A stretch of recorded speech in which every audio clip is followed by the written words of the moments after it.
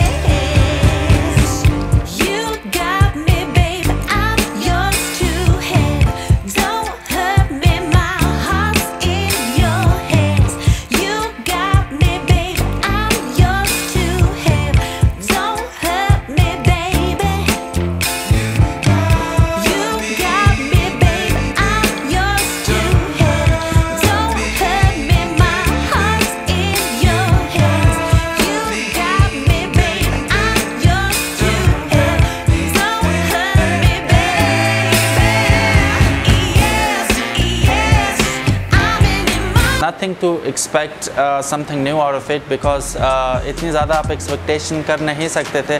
70 CC bike है और क्योंकि ये कस्टम चला आ रहा है ऑलरेडी, होंडा की तरफ से वरासत में ये सब ने अडॉप्ट कर ली ये चीज़ के हम जस्ट मार्क के और इसके ग्राफिक्स चेंज करके हम समझते हैं कि हमने बहुत ही कोई चेंज ले हैं इसमें, तो इतनी कोई सिग्निफिकेंट चेंज इसमें है नहीं बेसिकली।